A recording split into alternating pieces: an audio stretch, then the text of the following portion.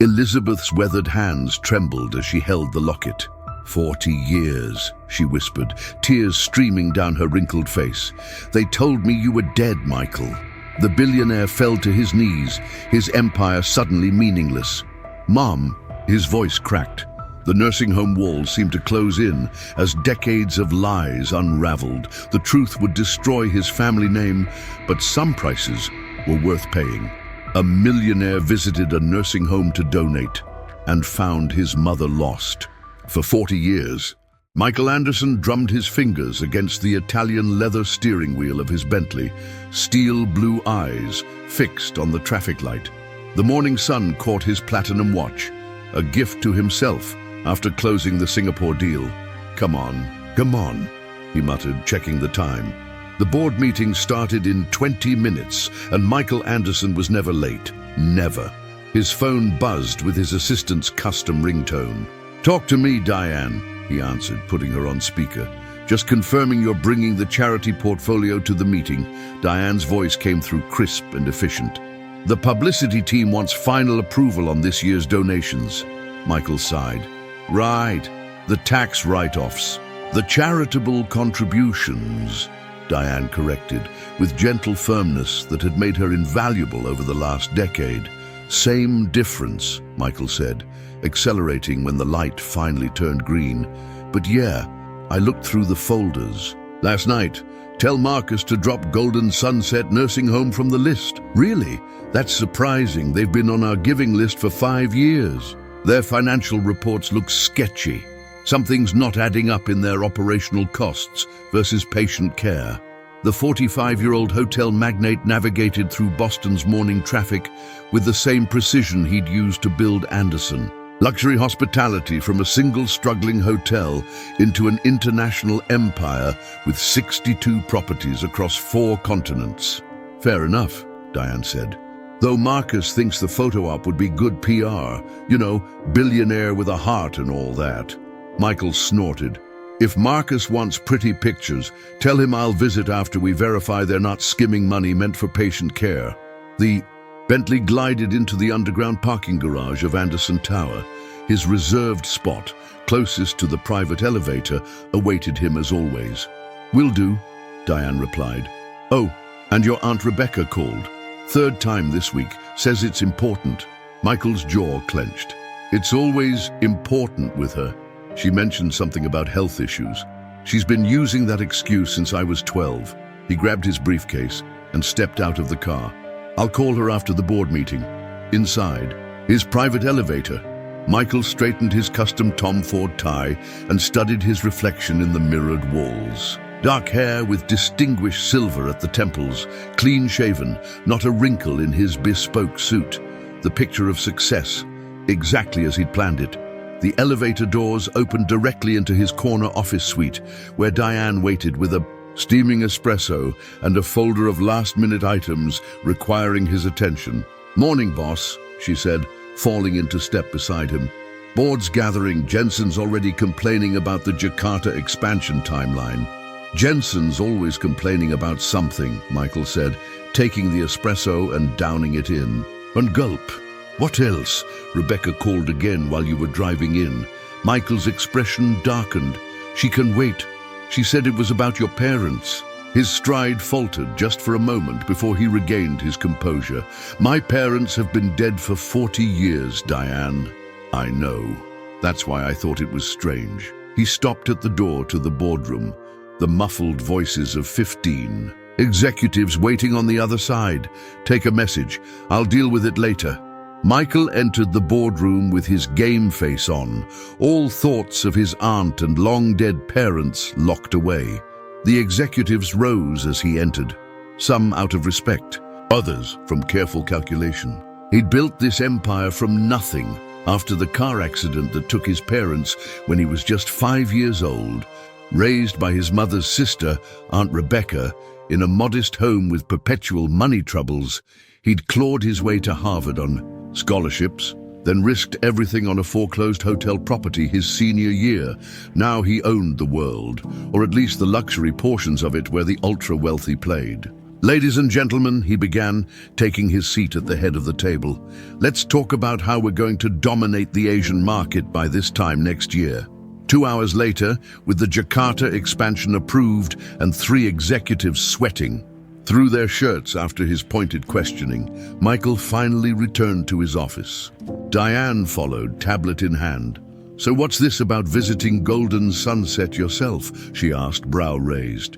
"Just something I said to get Marcus off my back. You know I don't do the grip and grin charity circuit." "I think you should go," Diane said, surprising him. "Excuse me? I've been looking into it. Golden Sunset isn't some corporate chain facility. It's a small, independent nursing home. If there are financial irregularities, it might not be corruption. They could just be struggling.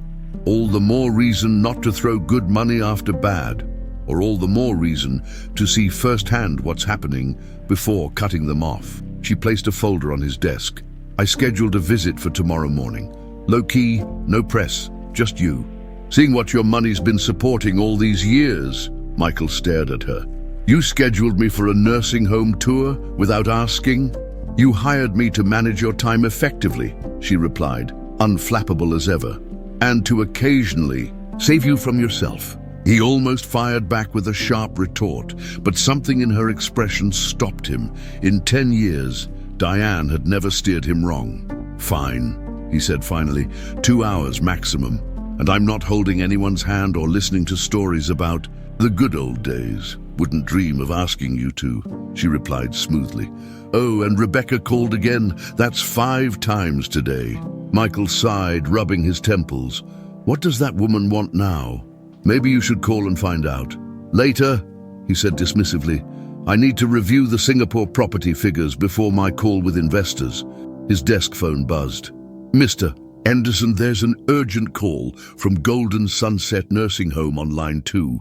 They say there's been an incident with one of their residents." Michael frowned. "Golden Sunset? I don't know anyone there. They're insisting it concerns you personally." With an irritated sigh, Michael picked up the phone. "Anderson speaking." "Mr. Anderson, this is Dr. Sarah Martinez from Golden Sunset. I apologize for the unexpected call, but we have a situation with one of our long-term residents that may be of interest to you." "I doubt that very much, Doctor," Michael replied coldly. "I don't have any family members in your facility." There was a pause on the line. "That's actually why I'm calling, Mr. Anderson. One of our residents, a woman who's been with us for nearly 40 years, became extremely agitated this morning when your name appeared in the newspaper regarding a charity donation. She's been repeating your name and, well, she claims to know you." "That's impossible," Michael said, but something cold slithered down his spine. "What's the resident's name?" Another pause. Elizabeth Anderson. The same name as his. "Mother, just a coincidence, it had to be. I'm sorry, but I don't know anyone by that name who's still alive," Michael said firmly. "Mr. Anderson, she has a photograph of you as a child, and she's insisting that you're her son." Michael's blood turned to ice. "That's impossible." "Perhaps, but her reaction to your photo was remarkable. She's been largely non-responsive for years, but today she became more lucid than we've seen in decades." Michael gripped the phone tighter. "I'll be there tomorrow morning." After hanging up, he stared blankly at the Boston skyline through his office windows. His parents had died when he was 5, a car crash on a rainy night. Or at least that's what Aunt Rebecca had always told him. Michael couldn't sleep that night. He paced his penthouse, restless thoughts churning. Shortly after midnight, he pulled up old family photos on his secure cloud drive. There weren't many. A handful Rebecca had saved for him. His 5th birthday party, his father Thomas in a business suit, stern but proud. His mother Elizabeth holding him as a toddler, her smile radiant. Elizabeth Anderson, dead for 40 years. Except apparently she wasn't. He arrived at Golden Sunset Nursing Home an hour earlier than scheduled, parking his Bentley himself instead of using his driver. The Victorian-style building looked more like a country mansion than an institution. Its brick facade covered with climbing ivy. "Mr. Anderson, we weren't expecting you so early," exclaimed Dorothy Watson, the administrator who hurried down the steps to greet him.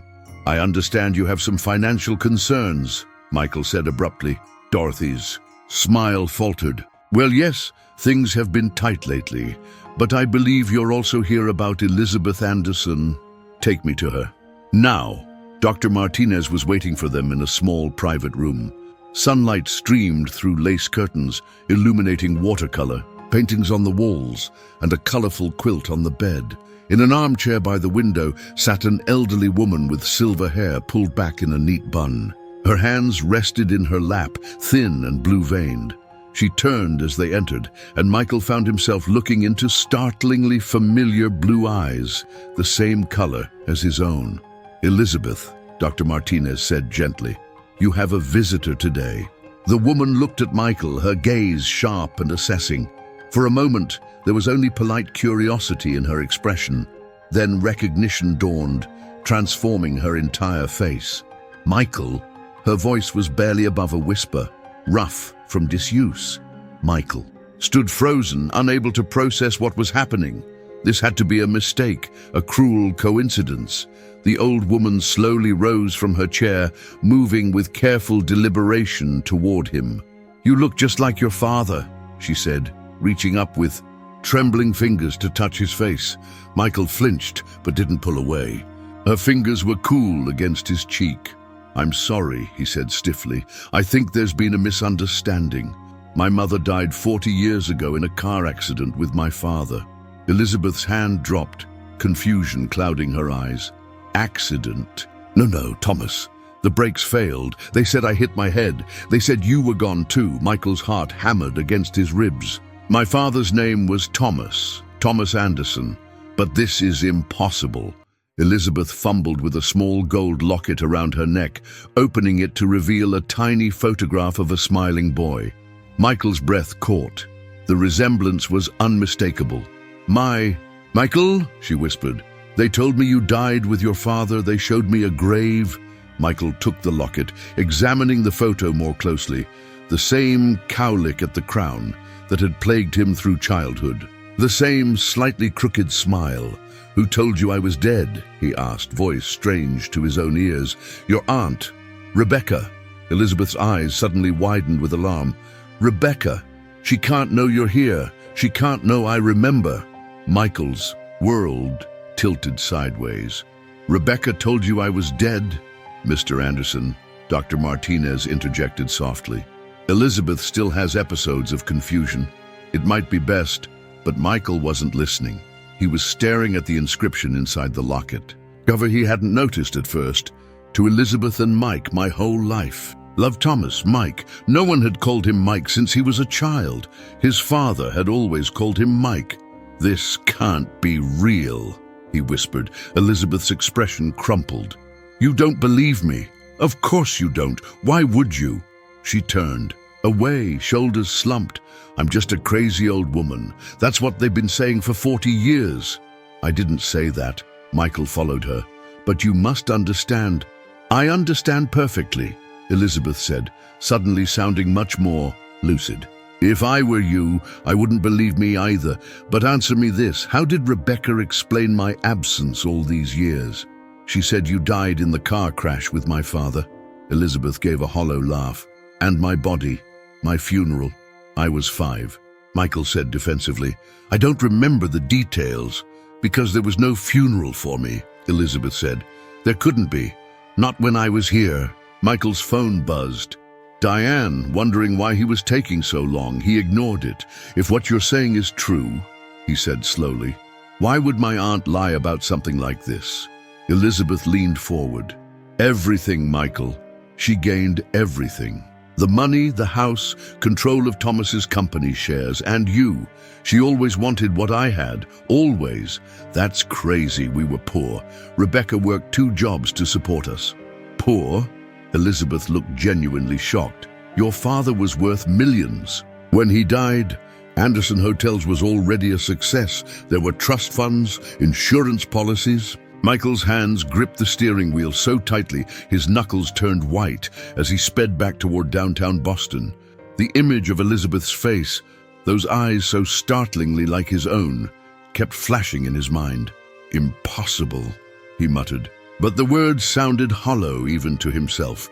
His phone buzzed again. Diane. He connected the call through the car's Bluetooth. "I'm 10 minutes out," he said without preamble. "What's Rebecca doing?" "Pacing your office like a caged tiger," Diane replied. "She's demanding to know where you are and why you went to Golden Sunset." "Michael," Diane hesitated uncharacteristically. "She seems genuinely frightened." "Keep her there," Michael ordered. "Don't let her leave before I arrive." "She's your aunt, not a prisoner." "Just do it, Diane. Tell her whatever you need to." He ended the call, mind racing. The blue pedal car. How could Elizabeth have known about that? It wasn't the kind of detail you could research or guess.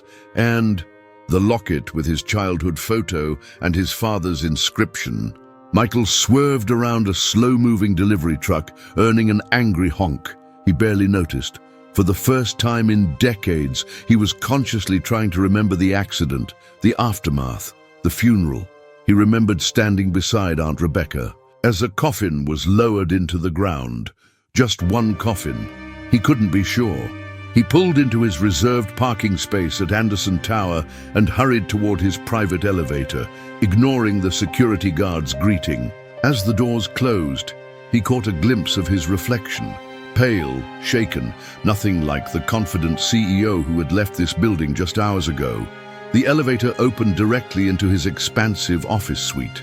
Diane intercepted him before he could reach his office door. "She's in there," Diane said quietly. "And Michael, I've never seen her like this." "Like what?" "Scared." Diane's eyes were concerned. "What happened at that nursing home?" "I don't know yet," Michael replied honestly.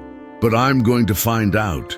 He pushed open his office door to find Rebecca standing at the window, her back to him. At 68, she was still trim and elegant in her tailored pantsuit, her silver-streaked hair pulled back in a severe bun. She turned at the sound of the door, and Michael was struck by how much her eyes resembled Elizabeth's, though lacking the warmth. "Michael, thank God," she said, moving toward him as if to embrace him. He stepped back, maintaining distance. "What are you doing here, Rebecca?" She faltered, hand dropping to her side. "I was worried. When I heard you went to that place despite my warning, how did you even know I was there?" Michael interrupted.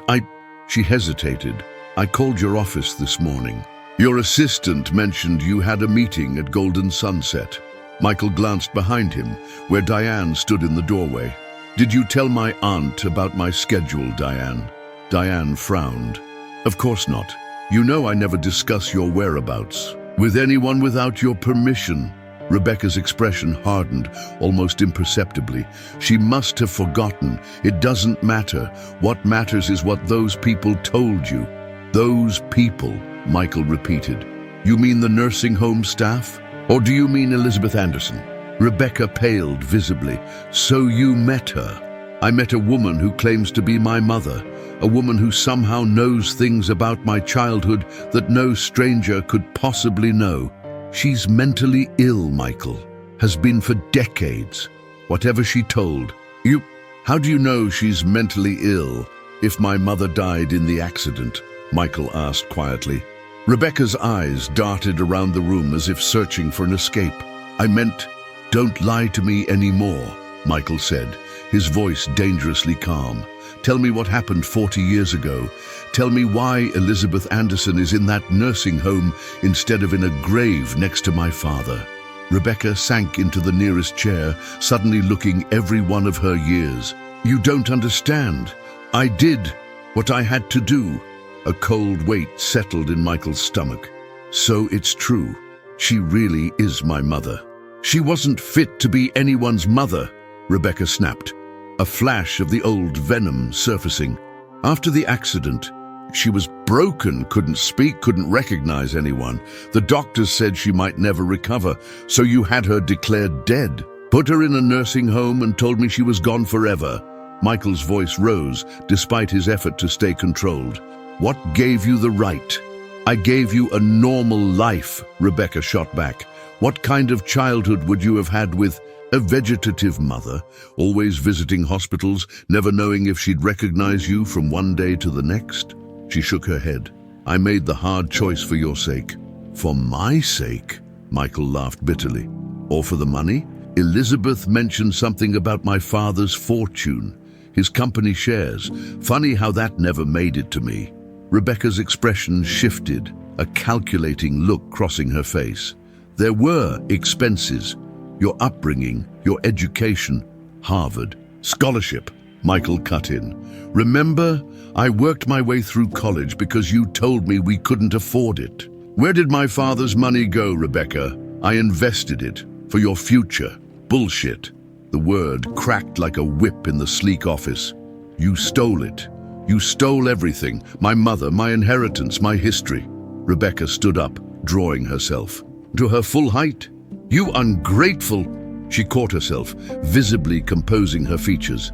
Think what you want. But that woman is unstable, dangerous even. She tried to hurt herself and you, after Thomas died.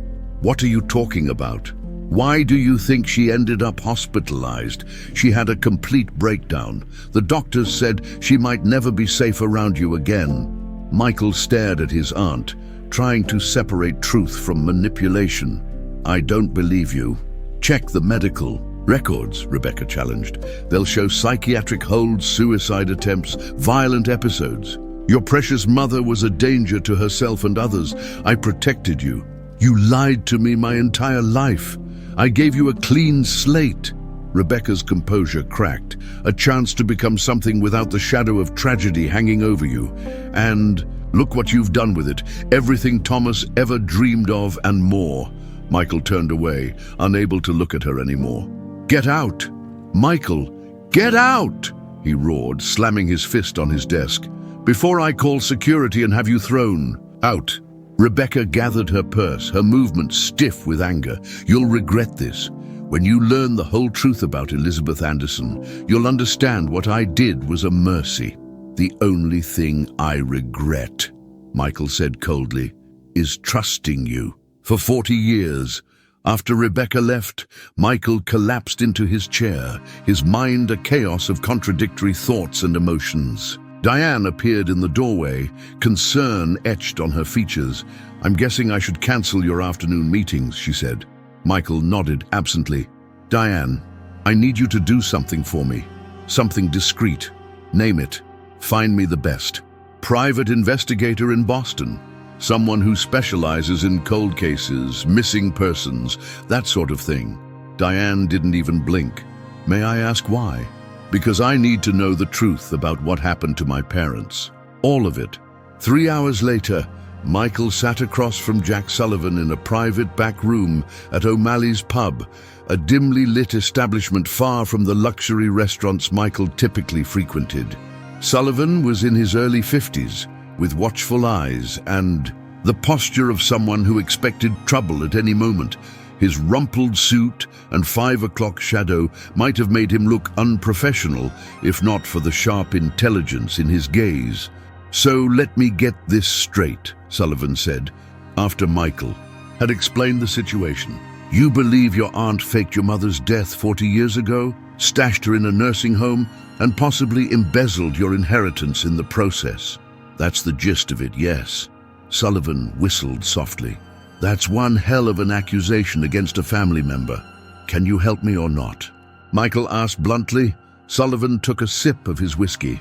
Missing persons is my specialty, Mr. Anderson, though usually the person is actually missing, not hidden in plain sight.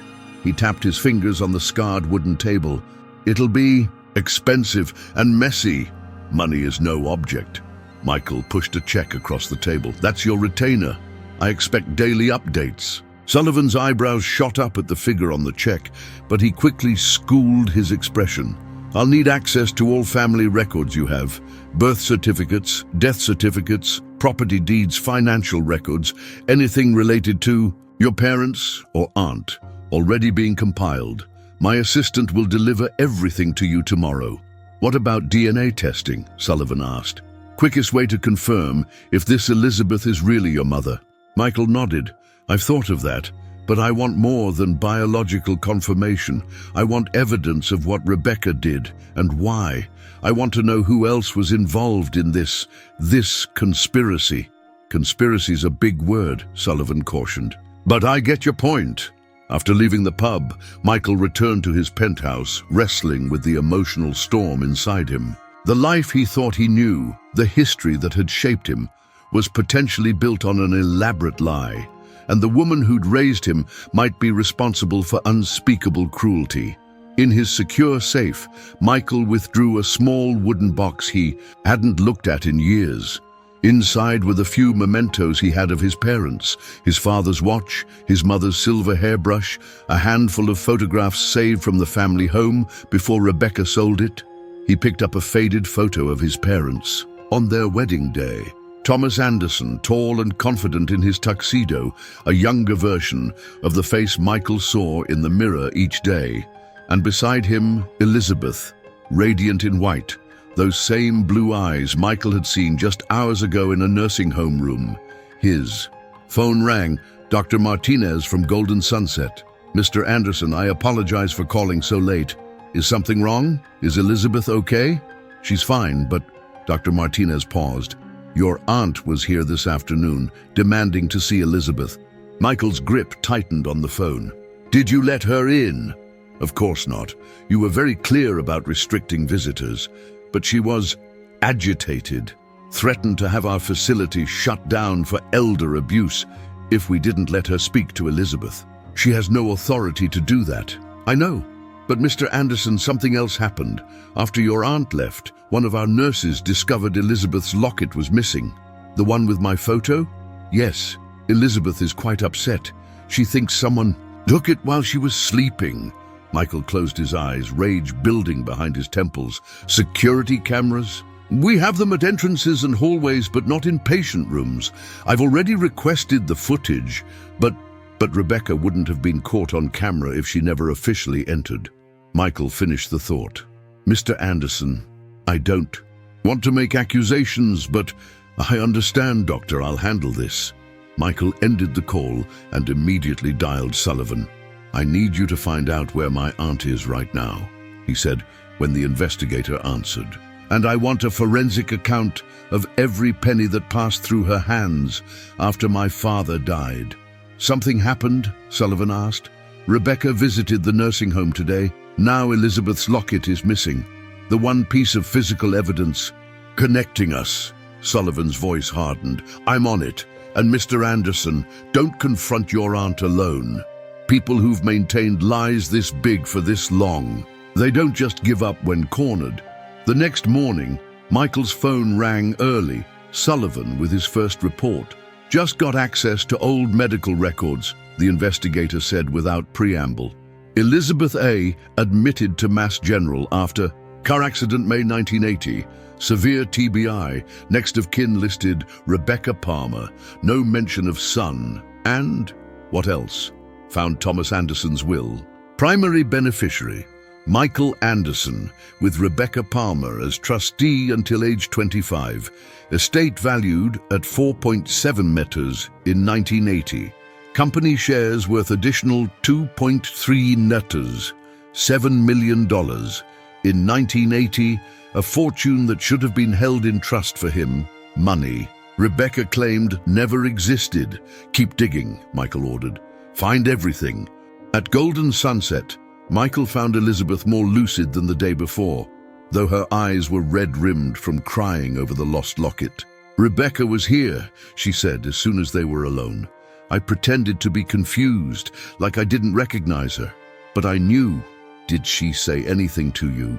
She threatened me. Elizabeth's hands trembled. Said if I told you fairy tales, she'd have me transferred to a state facility where no one would ever find me. Anger flared in Michael's chest.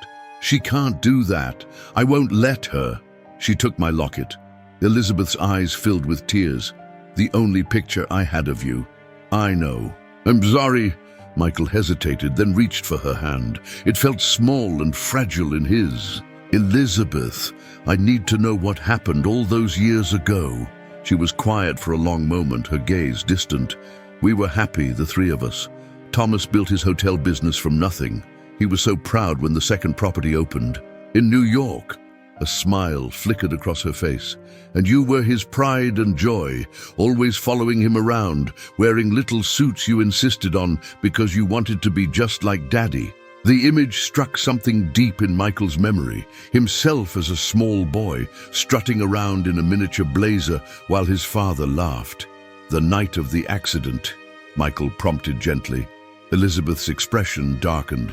It was raining. Thomas called from the car, said he was running late for dinner. Then hours later, police at the door. Her voice broke. They said he was gone. The brakes failed.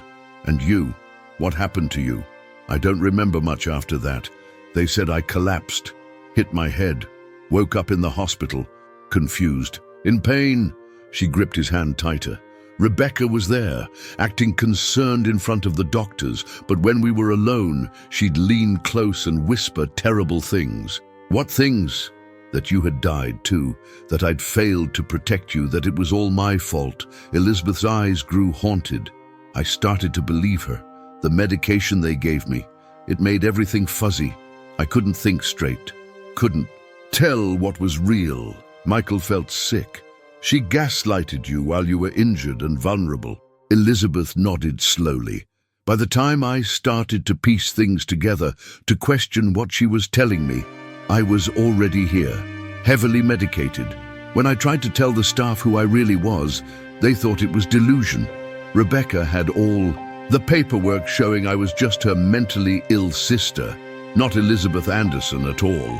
What name did she admit you under? Michael asked, his mind racing to piece together the elaborate deception. Jane Palmer, her unfortunate sister with psychiatric problems. Elizabeth's mouth twisted bitterly. For years, I tried to get messages out, tried to find you. But who listens to a drugged woman in a nursing home? Eventually, I just retreated. It was easier than fighting and never being believed, until you saw my photo in the newspaper. Yes, her eyes brightened. You look so much like your father. And when I saw the name, Michael Anderson, I just knew my baby had grown up, had survived. Michael fought back the emotion threatening to overwhelm him. The investigator I hired found evidence that Rebecca falsified your death certificate, and that she stole the inheritance my father left for me. That doesn't surprise me. Rebecca always wanted what we had. She resented Thomas for choosing me, for the life we built. Elizabeth's expression grew urgent. Michael, there's something you need to find, something important. What is it? Thomas knew someone was trying to hurt him. He was gathering evidence. Michael leaned forward. Evidence of what? Financial irregularities at the hotel company, money missing. He suspected someone inside the business. Elizabeth frowned, struggling to remember.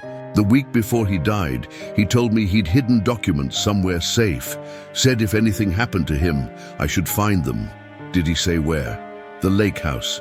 We had a small property on Lake Winnipesaukee. Thomas built a hidden compartment in the boat dock, said only he and I knew about it. I don't remember any lake house, Michael said. It was our special place, just the three of us away from everything.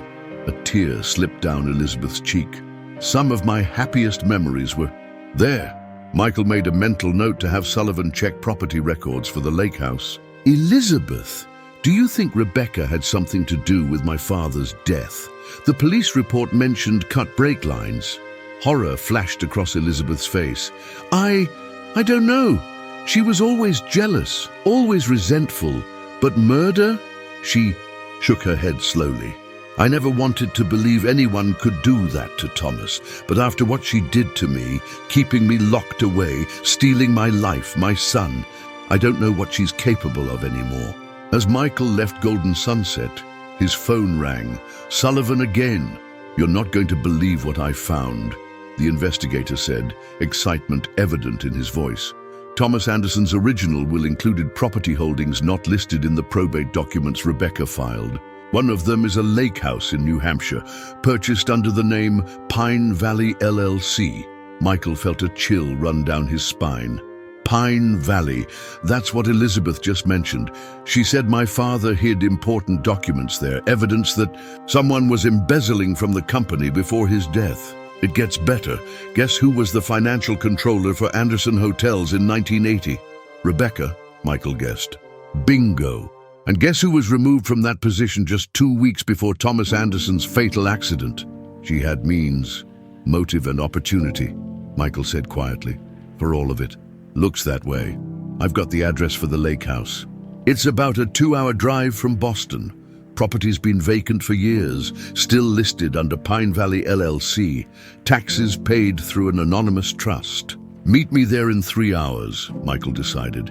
And Sullivan, come armed. I have a feeling we're getting close to something Rebecca doesn't want found. The drive to Lake Winnipesaukee took Michael through the rolling New Hampshire countryside. Autumn leaves burning orange and red against the deep blue sky. Under different circumstances, he might have appreciated the beauty. Today, his mind raced with questions, theories, and a growing sense of dread. He checked his rearview mirror for the 5th time in as many minutes. The black sedan he'd spotted on the highway had fallen back, but Michael's instincts, honed by years of corporate battles, told him he was being followed.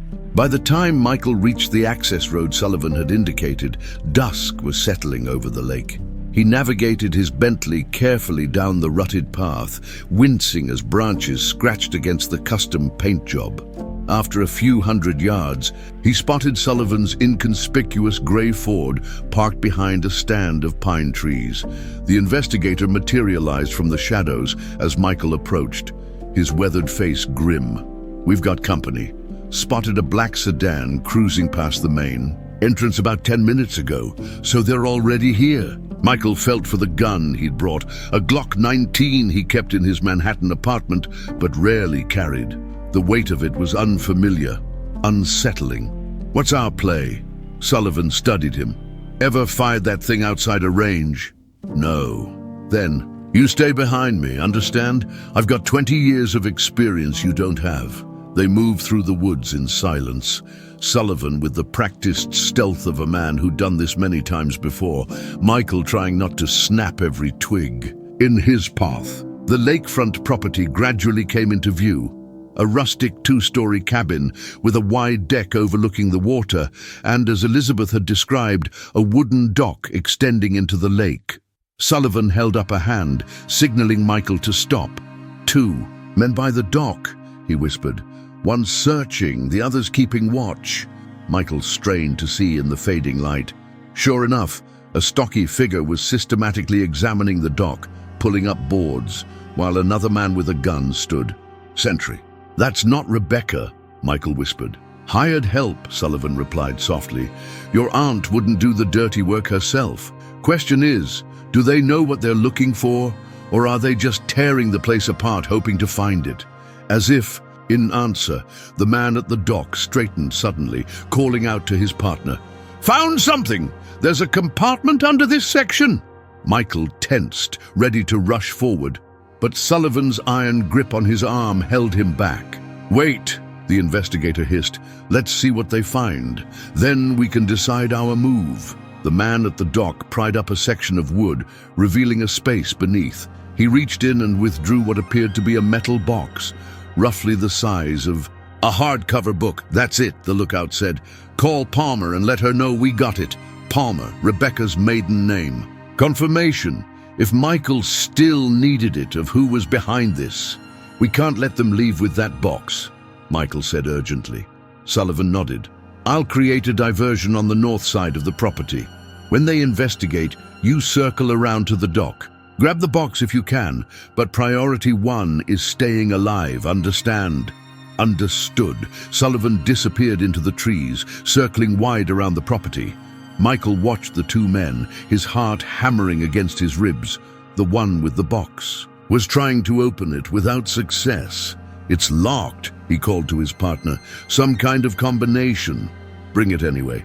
Palmer can deal with it. A sudden crash from the far side of the cabin made both men whip around, guns drawn. What the hell was that? The lookout demanded. Check it out. I'll secure this. The man tucked the metal box under his arm as the lookout cautiously moved toward. The source of the noise, Michael saw his opportunity. Staying low, he crept toward the dock, using the growing darkness for cover. The remaining man was focused on his partner's progress, gun still drawn. Michael reached the edge of the dock just as Sullivan created another diversion, this time the sound of breaking glass from inside the cabin. The man cursed and started. Backing toward the house, the metal box still clutched under his arm. Michael made his move. Rushing forward, he tackled the man from behind. They crashed onto the wooden dock, the box skittering away across the planks. The man was quick, rolling, to face Michael, bringing his gun around. Michael lunged for the weapon, grabbing the man's wrist. They grappled in desperate silence, both knowing a gunshot would bring the second man running. With a surge of adrenaline-fueled strength, Michael slammed the man's hand against the dock. Once, twice, the gun clattered free, sliding between the wooden slats and plunking into the lake below. The man snarled, driving a fist into Michael's ribs. Pain exploded through his torso, but he managed to land a solid counterpunch to the man's jaw. The dock swayed beneath them as they fought, the box forgotten momentarily as each sought the advantage. A vicious blow to Michael's solar plexus left him gasping, doubled over. The man scrambled for the box, fingers closing around the handle. Desperate, Michael launched himself forward, tackling the man around the waist. The momentum carried them both off the edge of the dock. They hit the cold lake water with a splash, still locked together, sinking beneath the surface. Underwater, Michael felt the man's grip loosen in surprise. He kicked free, pushing himself back toward the surface, lungs burning as his head broke. Into the air, he gasped, spinning around to locate his opponent. The man surfaced a few feet away, murder in his eyes. But before he could move toward Michael, a gunshot cracked through the evening air. A spout of water erupted inches from the man's head.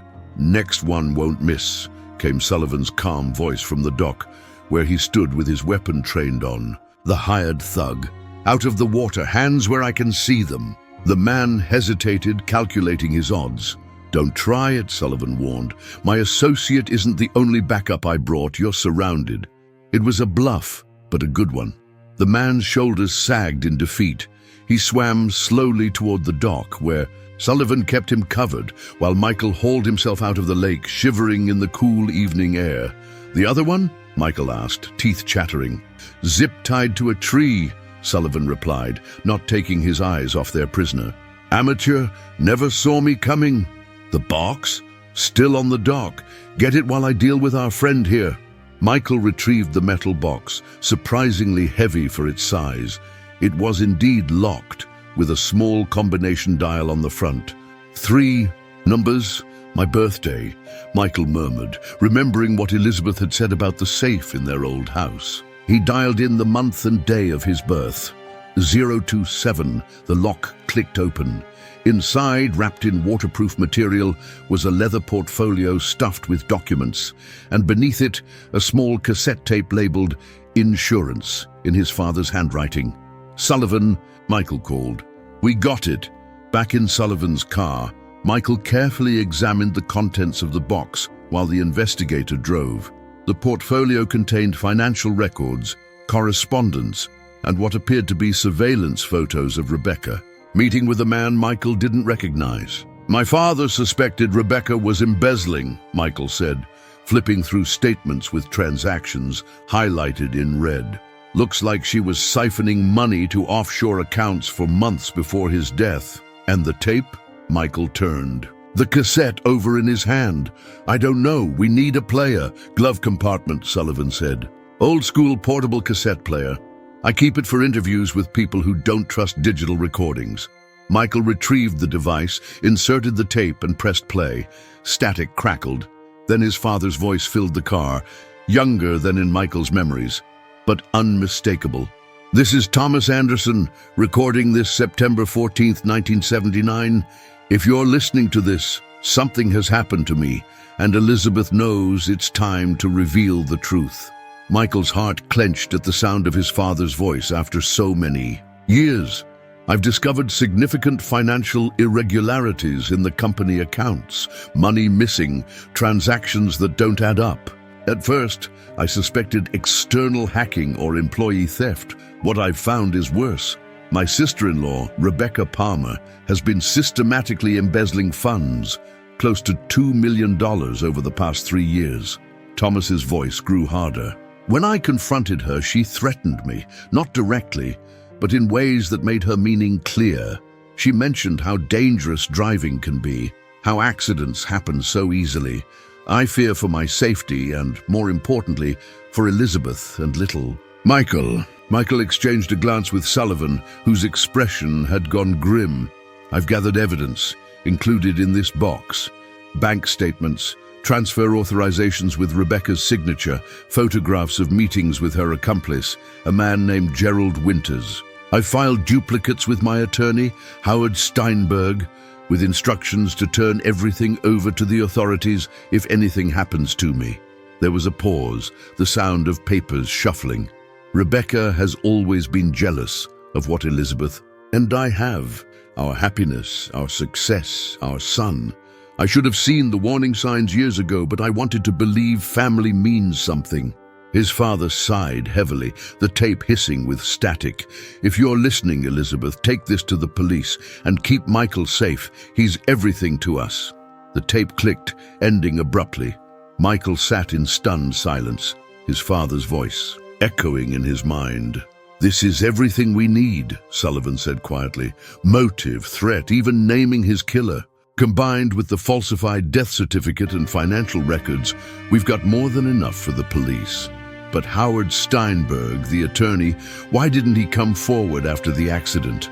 Sullivan pulled into a rest stop and used his phone to search for information on Howard Steinberg. Here we go.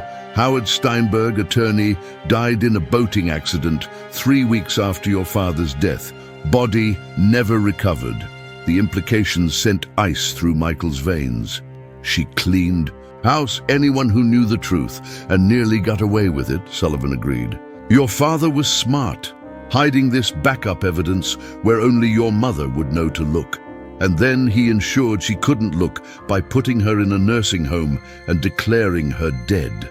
Rage bubbled up in Michael, decades of buried emotion, breaking through his carefully constructed control. My entire life has been built on her lies. Sullivan glanced at him. What now? Police? Michael considered the question, his mind racing ahead, plotting like he would for a high-stakes business acquisition. Not yet. Rebecca doesn't know what we've found. That gives us an advantage. I want to talk to Elizabeth first, see if she remembers anything else. And then, a cold smile that would have terrified his business rivals spread across Michael's face. And then I'm going to make Rebecca confess to everything. Golden Sunset was bathed in the harsh glow of security lights when Michael arrived shortly after. Midnight. Jackson, the security guard he'd hired, met him at the entrance, professional and alert despite the late hour. Any problems? Michael asked. All quiet, sir. Dr. Martinez returned about an hour ago. She's with Ms. Anderson now. Michael found them in Elizabeth's room, Dr. Martinez checking vital signs while Elizabeth sat up in bed, looking anxious but determined. Michael! Relief flooded her face. You're okay. I was so worried when Rebecca came. Michael froze. Rebecca was here? When? Dr. Martinez straightened, her expression grave. Shortly after you left this morning. I refused to let her see Elizabeth, as you instructed, but she made quite a scene. Security had to escort her out. What did she say? That I was interfering with family matters. That Elizabeth is her sister and she has legal rights. Dr. Martinez's mouth set in a hard line. I reminded her that as Elizabeth's physician, my priority is my patient's well-being, and that Elizabeth had explicitly stated she didn't want to see Rebecca. Michael turned to Elizabeth. Did she try to contact you directly? No, but I could. Hear her shouting in the hallway. Elizabeth twisted the bedsheet between her fingers. Michael, I remembered something else about the lake house, about what Thomas suspected, that Rebecca was embezzling from the company. Elizabeth looked surprised. You know, Michael placed the metal box on the bed. We found this, hidden in the dock, just where you said it would be. There are financial records, photos, and a recorded message from my father. He always was thorough. Elizabeth said with a sad smile. He knew she was dangerous, but I don't think even he realized how far she would go. Elizabeth, Michael said gently, taking her hand. The accident that killed my father. The police initially suspected the brake lines had been cut. Did you ever know about that? She closed her eyes, pain etching deeper lines into her aged face. The detective mentioned it when he interviewed me in the hospital. But then the investigation was closed, ruled an accident. I was still so confused from the head injury. Rebecca kept telling me I was misremembering things. Her eyes opened, filled with anguish. I should have fought harder to learn the truth. This isn't your fault, Michael said firmly. Rebecca had everyone fooled. She even falsified your death certificate. Elizabeth nodded slowly. I suspected as much. In the early years, I tried telling the nurses who I really was, but Rebecca had convinced everyone I was delusional. Eventually, it seemed easier to retreat into silence than to keep fighting and never be believed. Dr. Martinez touched Elizabeth's shoulder gently. You should rest now. Your blood pressure is elevated, and you've had an emotional day. I can't rest, Elizabeth protested. Not when Rebecca is still out there. Not when she might hurt Michael the way she hurt Thomas. I'll be fine, Michael assured her. Sullivan and I have gathered enough evidence to put Rebecca away for the rest of her life. I'm meeting with the district attorney tomorrow morning. Be careful, Elizabeth pleaded. Rebecca always has a contingency plan, always. As if summoned by her words, Michael's phone rang, a number he didn't recognize. Anderson, he answered. Michael, darling. Rebecca's voice, unnervingly calm. I think it's time we had a frank discussion, don't you? Michael's grip tightened on the phone. I have nothing to say to you. Oh, I think you do. Especially if you want to keep your dear mother alive through the night. Cold dread pooled in Michael's stomach. What are you talking about? Elizabeth is right here, perfectly safe. Rebecca laughed, the sound devoid of humor. Is she? Are you absolutely certain of that? Because from where I'm standing, I can see into her room quite clearly. And what I'm seeing makes me think you might be conversing with a very convincing actress. Michael whirled toward the window. The curtains were drawn, but a shadow moved across them. Someone standing outside, watching. You've been played, Michael, Rebecca continued. While you were off treasure hunting at the lake, I arranged a little switch. The woman in that bed might look like Elizabeth, might even have been coached to sound like her, but she's not your mother? You're lying, Michael hissed, even as doubt crept in. He looked at the woman in the bed, the familiar blue eyes, the same frail hands that had touched his face yesterday. Am I? Ask her about the cottage in Vermont, the one we visited every Christmas when you were small. Michael hesitated, then asked, Elizabeth, do you remember the cottage in Vermont, where we spent Christmas? The elderly woman looked confused. Of course. The little place with the red door. You loved playing in the snow there. Rebecca's laughter crackled through the phone. We never had a cottage in Vermont, Michael. Never even visited that state together. If that were really Elizabeth, she'd know that. Michael's blood ran cold as he studied the woman more carefully. The resemblance was remarkable, but now that he was looking for differences. Where is she? He demanded. What have you done with Elizabeth? Meet me at the penthouse, alone. No Sullivan, no police, just you and me, like family should be. Rebecca's voice hardened. You have 30 minutes. Come alone, or you'll never see your mother again. The call ended abruptly. Mr. Anderson. Dr. Martinez looked concerned. Is everything all right? Michael stared at the woman in the bed, who now looked back at him with calculating eyes, the pretense abandoned. Who are you? He asked coldly. The woman smirked. Just an actress with good makeup and a talent for mimicry. Rebecca pays well for convincing performances. Michael turned to Dr. Martinez. This isn't Elizabeth. Rebecca's taken the real Elizabeth. She must have switched them during the confusion of her visit this morning. That's impossible, Dr. Martinez protested. I've been with her all evening. She knew details about her medical history. About you. All coached, Michael cut in. Call Jackson in here, now. When the security guard entered, Michael pointed to the fake Elizabeth. Keep her secured. She's part of a kidnapping plot. To the woman, he added, "The police will be very interested in your role in all this. Conspiracy to kidnap carries a hefty sentence." The woman's smug expression faltered. Michael grabbed the metal box containing his father's evidence. "I have to go. Rebecca has the real Elizabeth." "This is a trap," Sullivan warned, having joined them in the room. "You know that, right?" "Of course it is," Michael replied grimly, "but I don't have a choice. She'll kill Elizabeth if I don't show up alone."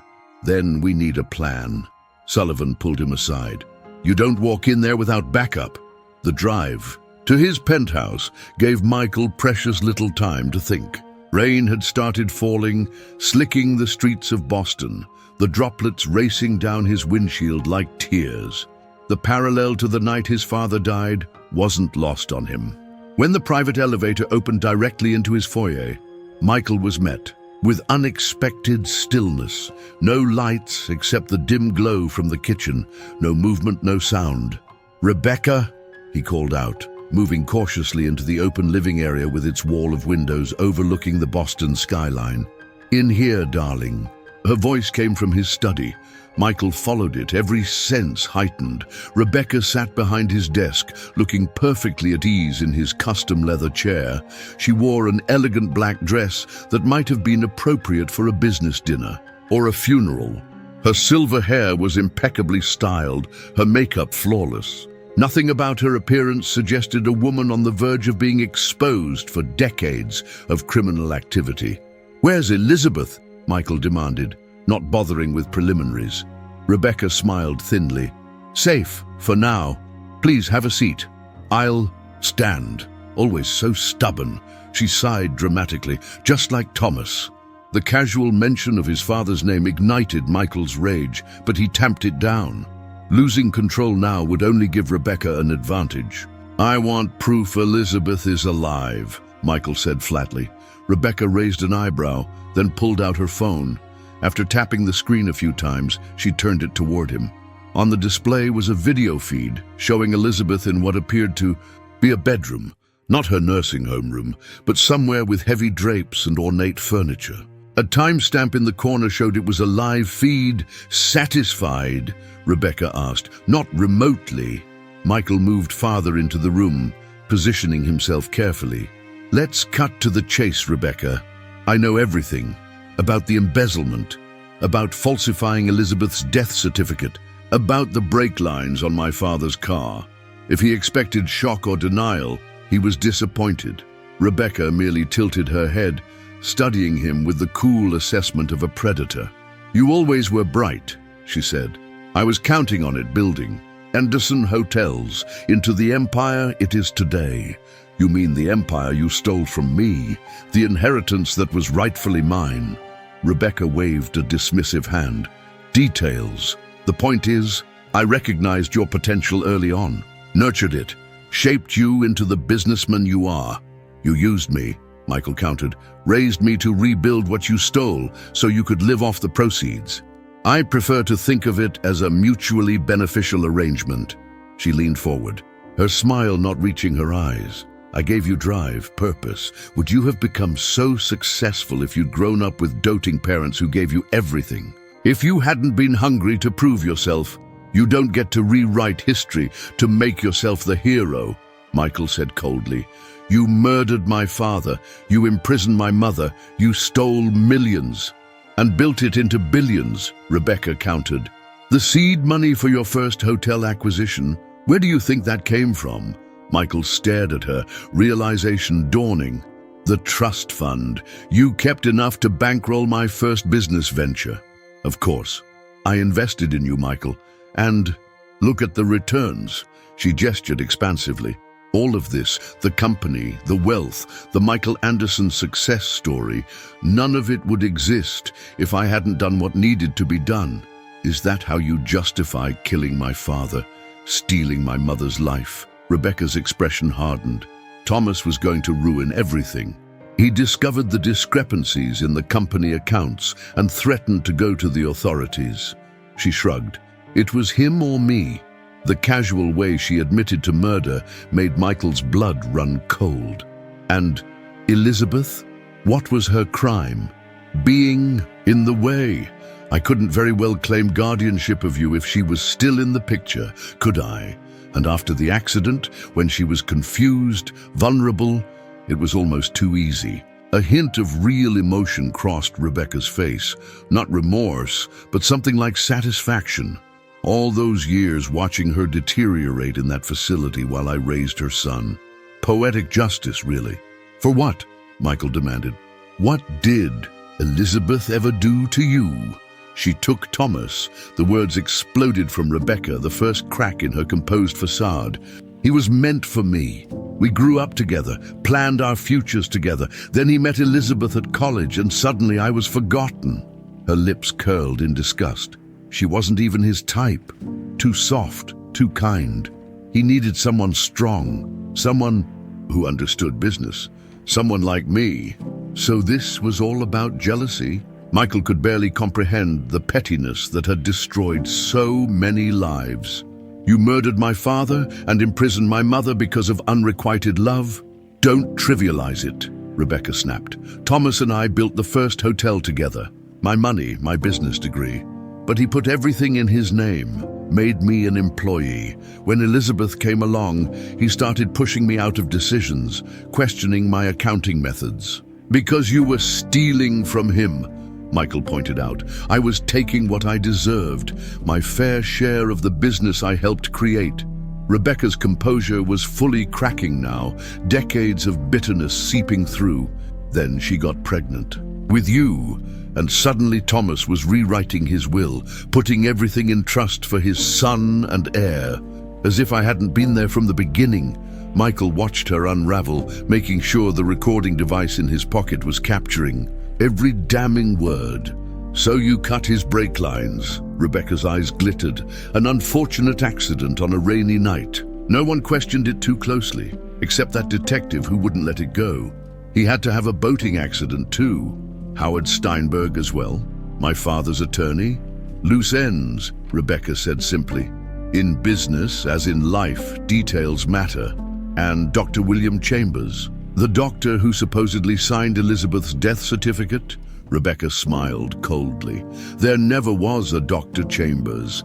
Amazing what you can accomplish with the right letterhead and signature stamp. Michael fought to keep his expression neutral, despite the horror churning inside him. Did you ever feel guilty, even once in 40 years? Guilt is a luxury for those who can afford to be weak. Rebecca straightened in the chair. Now let's discuss our current situation. You've found your mother. You've discovered some ancient history. The question is, what happens next? You go to prison, Michael said flatly. For the rest of your life, Rebecca laughed, the sound brittle in the quiet room. I don't think so. You see, Elizabeth's current location is known only to me and a very loyal employee with very specific instructions. If I don't check in every hour, if I'm arrested, if anything happens to me at all, well, she spread her hands. Elizabeth has already lost 40 years, would be ashamed to lose whatever time she has left. You're bluffing, Michael said, but uncertainty crept into his voice. Am I? Care to gamble your mother's life on that assumption? Rebecca's smile was vicious. Besides, think of the scandal. Hotel magnate's aunt murders father, imprisons mother. Your stock would plummet. The company you've built, that we've built, would be irreparably damaged. You think I care about the company more than justice for my parents? I think you're Thomas's son in every way that matters. Pragmatic, strategic. Rebecca leaned forward. Which is why I'm offering you a deal. Michael crossed his arms. I'm listening. I disappear. Retire to a non-extradition country with a generous allowance. You get Elizabeth back, whole and unharmed. No scandal, no messy court case dragging your family name through the mud. Everyone wins, except my father, who never gets justice. Rebecca shrugged. Thomas is beyond caring about justice. Elizabeth and you are not. Think of your mother, Michael. She's old, fragile. Could she withstand a high-profile trial? Having her trauma dissected in public? Being cross-examined about memories that are, let's face it, compromised after decades of medication? The manipulation was obvious, but Michael couldn't deny the truth in her words. A trial would be brutal for Elizabeth. What's to stop me from agreeing now, getting Elizabeth back, and then having you arrested anyway, he asked. Insurance. Evidence implicating you in financial irregularities I've orchestrated over the years. False timestamps, backdated signatures. It would look like you've been complicit all along, she smiled. Set up as a contingency years ago. If I go down, so do you. Michael gritted his teeth. Rebecca had thought of everything, or almost everything. How do I know you'll keep your end, that Elizabeth will be returned safely? Because, contrary to what you now believe, I do care about you, Michael. You're the closest thing to a son I'll ever have. Something almost genuine flickered in Rebecca's eyes. I never wanted to hurt you. Everything I did, including taking Elizabeth out of the picture, was to secure your future. Don't, Michael said sharply. Don't pretend this was, for me, this was always about you. Your greed, your jealousy, your obsession with my father. Rebecca's expression cooled. Believe what you want, the offer stands. $10 million transferred to an offshore account. Elizabeth returned safely. I disappear forever from your life. Or, her gaze hardened.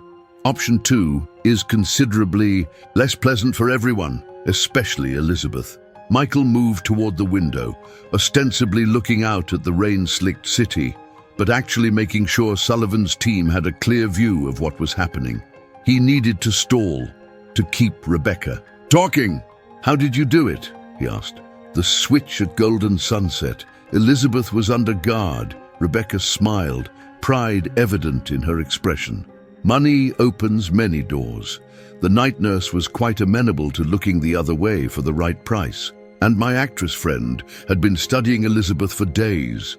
Her mannerisms, her speech patterns, even details about her medical history we obtained from a very helpful orderly.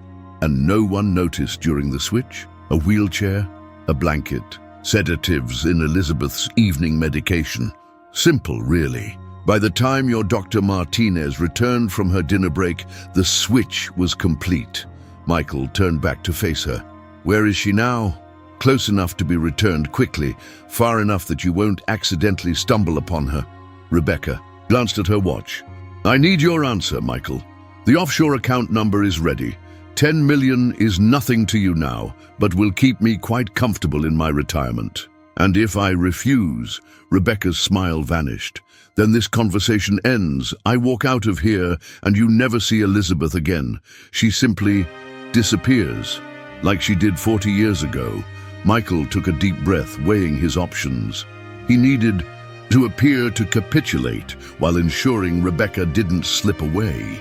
I need time to arrange the transfer, he said finally. Funds that large don't move instantly, even for me. You have 1 hour, Rebecca said, and don't think about trying anything clever. My associate is watching Elizabeth with instructions.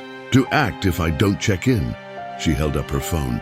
I need to make that call now, in fact. Michael nodded, stepping back to give her privacy while activating the text function on his watch to send a pre-arranged message to Sullivan. Stall tactic. Trace call. Rebecca spoke quietly into her phone, but Michael caught fragments. Proceeding as planned. 1 hour.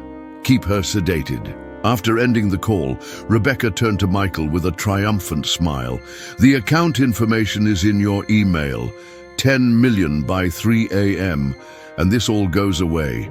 I don't want it to go away, Michael said, advancing toward the desk. I want justice for my parents. Justice is a luxury, Michael. Survival is what matters. It's what I taught you from the beginning, isn't it? To be a survivor. To take what you want from the world, because no one will give it to you freely. The twisted version of his own life philosophy. His aunt's poisonous influence made Michael's skin crawl. Had he become successful because of her lessons or despite them? You have 1 hour, Rebecca repeated, standing to leave. I'll be in touch with instructions for Elizabeth's return once the transfer is complete. As she moved toward the door, Michael had to fight the urge to physically stop her, but Sullivan's plan required letting her lead them to Elizabeth. One more thing, Michael said, causing Rebecca to pause. The lake house, Pine Valley. You knew about it all these years, paid the taxes through a trust. Why keep it?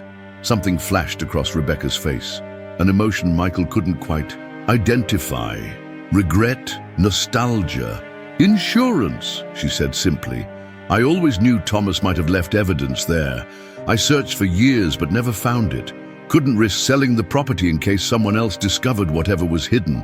But you never found the compartment in the dock. Rebecca's mouth tightened. Thomas and his damned secrets. Always one step ahead, even in death. She adjusted her purse strap. It doesn't matter now. Whatever you found there is 40 years old. Inadmissible. My word against a dead man's. And Elizabeth's testimony? The falsified death certificate? The medical records showing decades of unnecessary sedation? The financial records showing the embezzlement? Michael stepped closer. Face it, Rebecca. It's over. For a moment, genuine fear flickered in Rebecca's eyes. Then her composure returned, ice replacing vulnerability. 1 hour, Michael. Elizabeth's life against 10 million and my freedom. Choose wisely. She swept from the room, the sound of her heels clicking against the marble foyer, echoing through the penthouse. The elevator doors whispered open and closed. Michael immediately called Sullivan. Did you get the trace? Working on it? Sullivan replied. Cell tower triangulation puts the call somewhere in Cambridge near the river. My team is narrowing it down. She's given me an hour to transfer 10 million to an offshore account. After that, she promises to return Elizabeth. You're not actually considering paying, are you? Of course not. But we need to find Elizabeth. Before Rebecca realizes I won't comply, she's not bluffing about harming her. Understood. My guys are following Rebecca now. She just left your building, getting into a black Lexus. We'll track her movements. Sullivan paused. You got the confession? Everything. Murder, embezzlement, kidnapping. She admitted it all. Good. Detective Chen is standing by. As soon as we locate Elizabeth, we move in and arrest Rebecca. Michael paced his living room, adrenaline making it impossible to stay still. What if we can't find Elizabeth in time? We will, Sullivan assured him. Rebecca's careful, but she's not infallible. She's made it 40 years without discovery because no one was looking. Now we are. After ending the call, Michael sat heavily on his sofa, the weight of the day, of 40 years of lies, pressing down on him. The rain lashed against the windows, the storm outside matching the turmoil within. Everything he'd believed about himself, his childhood, his drive to succeed, all of it was built on Rebecca's machinations. Had she shaped him intentionally into the ruthless businessman he'd become? Had her lessons in survival, in never showing weakness, created the Michael Anderson who dominated boardrooms and built an empire? His phone rang. Sullivan again. We've got a location, the investigator said without preamble. Rebecca's associate made a mistake, used his own cell phone to check in with her instead of the burner. Signal places him at a property in Cambridge, registered to a shell corporation we've linked back to Rebecca. Relief flooded through Michael. Elizabeth? Likely. We're moving in now. Chen has a tactical team assembling a block away. We'll wait for confirmation before approaching. I'm coming, Michael said, already grabbing his keys. No, you stay put. Rebecca might be monitoring you. If she suspects anything, I can't just sit here, Michael exploded. She's my mother. For 40 years I thought she was dead. I'm not waiting at home while others rescue her. Sullivan sighed. Fine, but you stay back until we give the all clear. Meet me at the corner of Brattle and Ash in 30 minutes. Come alone and make sure you're not followed. The drive to Cambridge was torture, each minute stretching impossibly as Michael navigated through the storm. Twice he thought he spotted a car following him, but evasive maneuvers through side streets seemed to lose the tail. If Rebecca had someone watching him, he hoped he'd been careful enough. Sullivan was waiting under the shelter of a massive oak tree, rain dripping from the brim of his hat. Without a word, he led Michael to an unmarked police van, parked half a block from a stately Victorian home set back from the street. Inside the van, Detective Chen, a compact man with shrewd eyes and a no-nonsense demeanor, was reviewing tactical plans with his team. "Mr. Anderson," Chen nodded in greeting. "Sullivan tells me you've got quite a story." "One I'll be happy to share in detail after we rescue my mother," Michael replied. Chen studied him briefly. "Fair enough. Here's where we stand. Thermal imaging shows two individuals inside the house. One stationary in an upstairs bedroom, likely your mother. One moving between rooms on the first floor, likely Rebecca's associate. Rebecca herself, not present," Sullivan said. "My team is still following her. She's circling Back Bay, making stops at multiple locations. Classic counter-surveillance technique." "So what's the plan?" Michael asked. "Quick and quiet," Chen said. "Team goes in, neutralizes the associate, secures Elizabeth. No sirens, no flashers, nothing to alert Rebecca that we've found her hiding place." Michael nodded, his heart pounding. "When?" Chen checked his watch. 5 minutes, final positions. The next few minutes were the longest of Michael's life. He watched from the van as dark figures moved silently toward the house, barely visible through the rain. A sudden sound of breaking glass, followed by a brief commotion inside the house. Then Chen's radio crackled.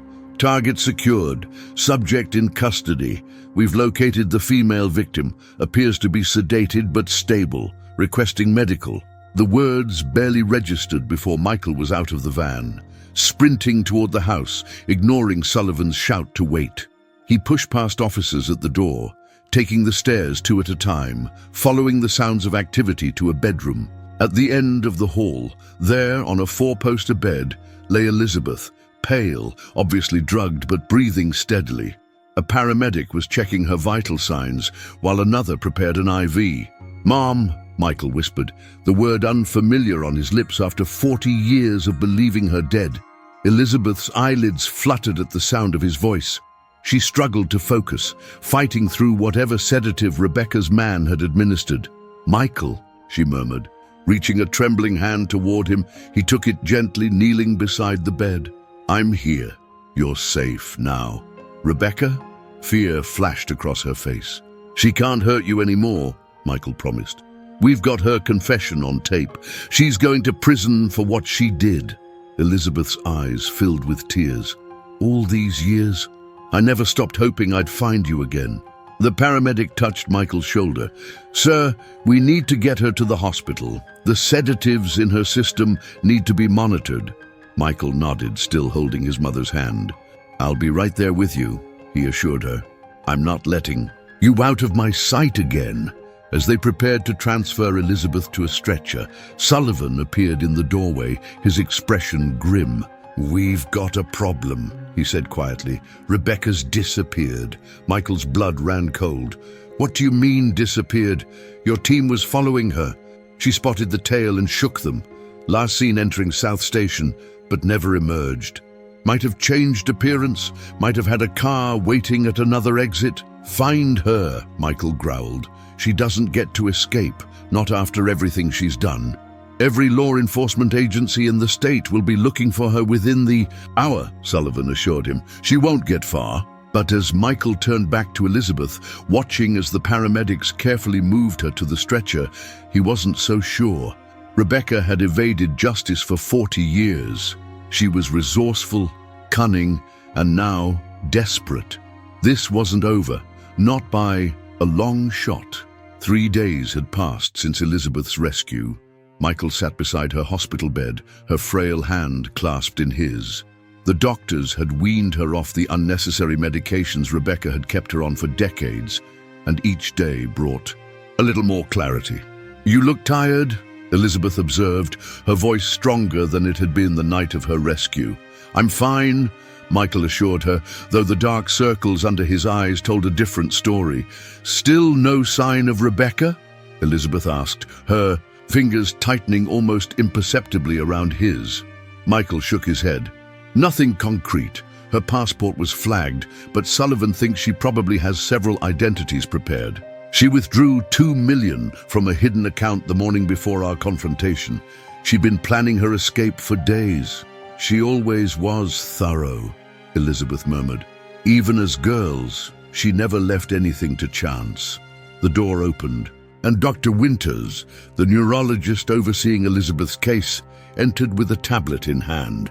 Unlike the doctors Rebecca had paid to keep Elizabeth sedated for decades, Dr. Winters was committed to her recovery and outraged by the medical malpractice that had kept her imprisoned in her own mind for so long.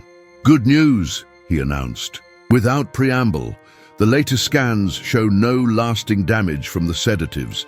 Your mother's cognitive function is remarkably preserved, considering what she's been through. Relief washed through Michael. "So she can leave soon.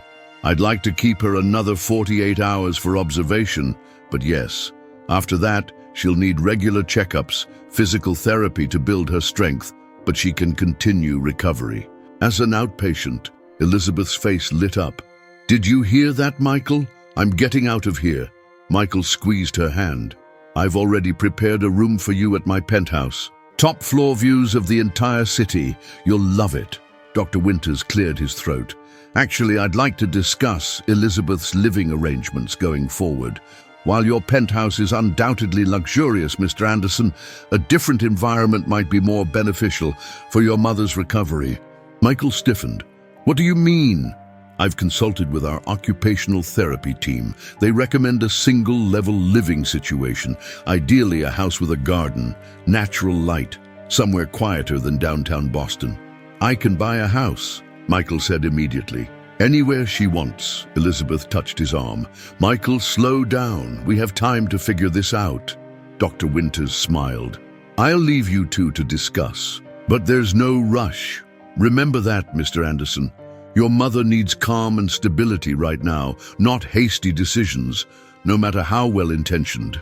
After the doctor left, Michael paced the hospital room, energy radiating from him like heat from an engine. "I'll have my assistant start looking at properties immediately, maybe Brookline or Cambridge, though after what happened, maybe that's not ideal." "What about Michael?" Elizabeth interrupted gently. "Come sit down."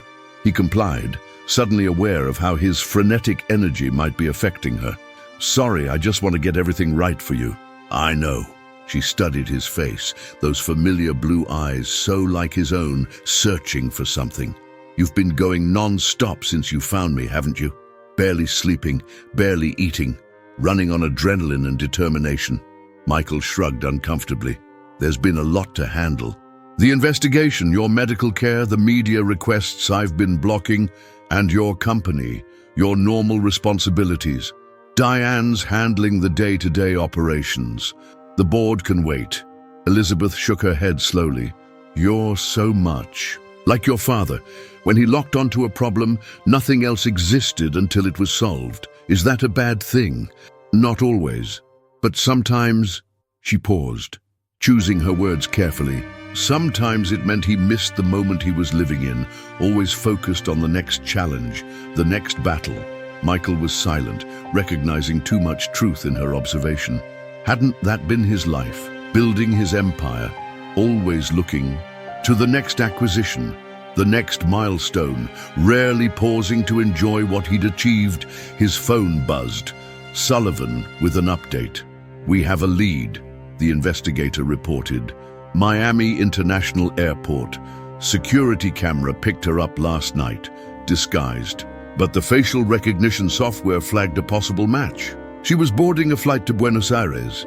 Argentina doesn't have an extradition treaty with the US for financial crimes," Michael noted grimly. "Exactly. Local authorities are checking passenger manifests, hotel registrations. If she's there, we'll find her." After ending the call, Michael turned to find Elizabeth watching him with troubled eyes. "Rebecca?" she asked. "Yes, they think she's in Argentina." Elizabeth sighed deeply. "More running, more hiding. Will it ever end?" "It will," Michael promised. "She can't run forever." His phone rang again. Detective Chen this time. "We found something." "At Rebecca's apartment," the detective said. "A safe deposit box key for Zurich International Bank, along with travel arrangements to Switzerland scheduled for next week." "What's in the box?" Michael asked. "We don't know yet. Swiss banking laws are strict." We're working through diplomatic channels, but it could take weeks." After updating Elizabeth on this new development, Michael was surprised by her thoughtful expression. "Thomas had an account there," she said slowly, "for international business transactions. But he also kept personal items in the box. Things too important to leave at home or the office. Did you ever see what was inside?" "Once, before we were married. There were documents related to his early business deals, some family heirlooms, and..." She hesitated. "Michael, there was also a sealed envelope with instructions that it should only be opened by his child in the event of his death."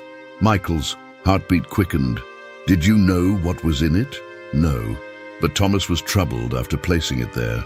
Said it contained a truth he hoped you'd never need to know, but one you deserved if anything happened to him."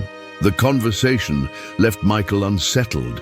What secret had his father deemed so significant it required such elaborate protection? Was it connected to something Rebecca knew or suspected? That evening, as Elizabeth drifted off to sleep, Michael made a decision. He would go to Zurich. Whatever his father had left in that safe deposit box, whatever truth he'd preserved for 40 years, Michael needed to know it. But first, he had unfinished business at Pine Valley. The lake house stood, quiet and still in the morning mist, the newly rebuilt dock extending into the calm waters of Lake Winnipesaukee. Michael had brought Elizabeth here against medical advice, but with Dr. Winters reluctantly accompanying them to monitor her condition. "It's just as I remembered it," Elizabeth said softly, gazing at the house from the passenger seat of Michael's car.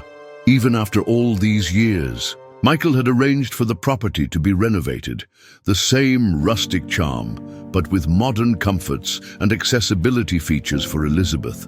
A team of security professionals had swept the grounds, ensuring Rebecca hadn't left any unpleasant surprises behind.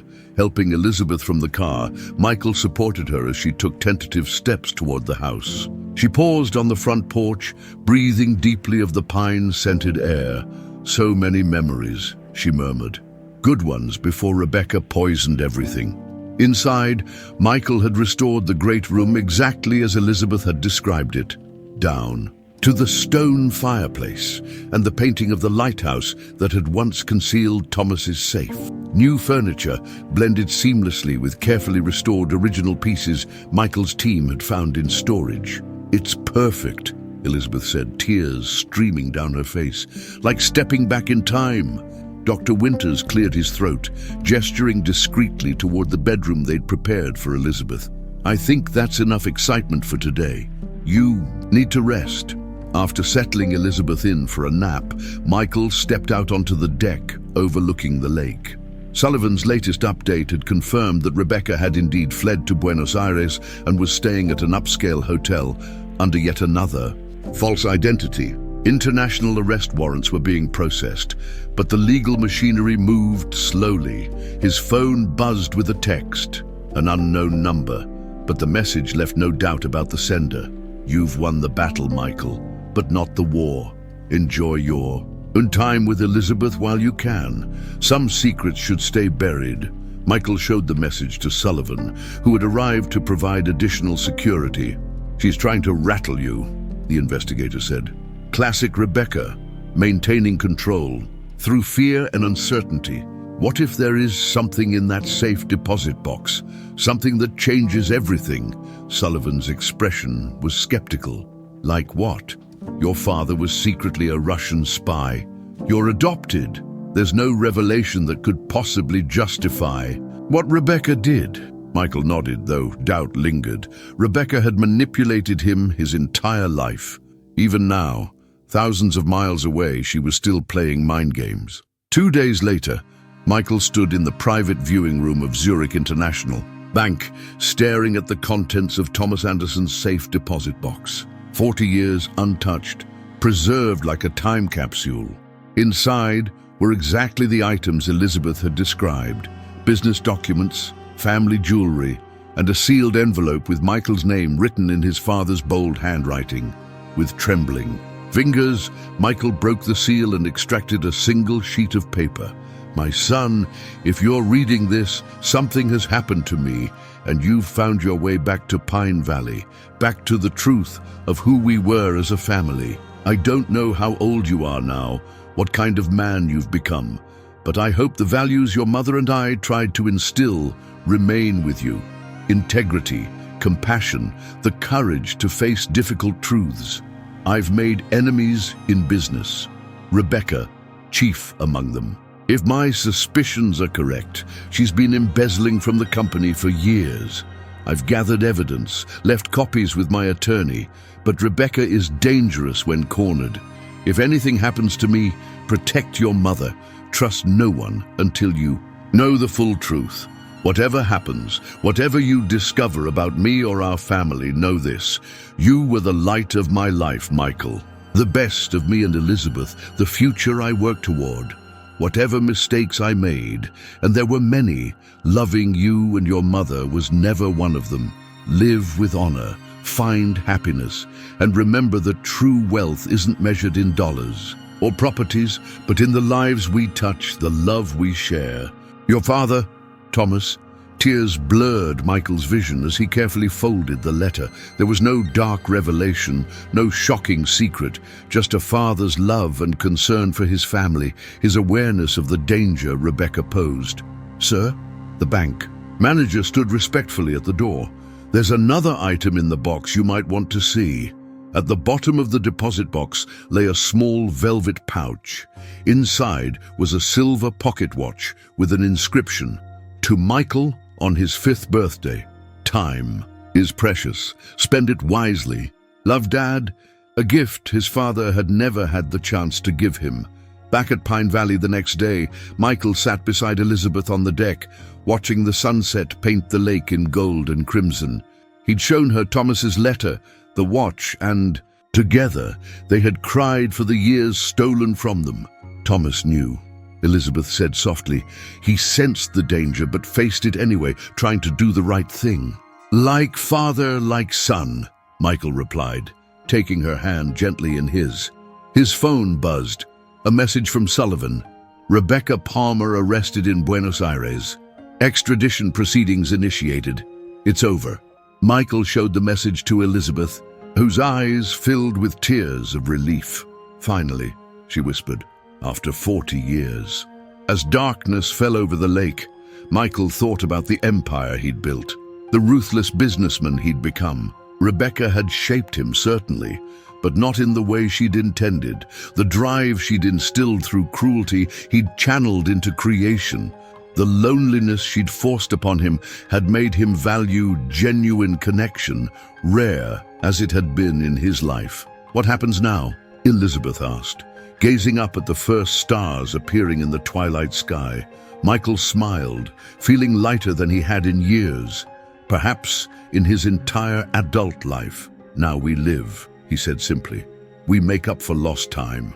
And in that moment, with his mother's hand in his and his father's watch in his pocket, Michael Anderson, billionaire, hotel magnate, son of Thomas and Elizabeth, felt truly wealthy for the first time in his life.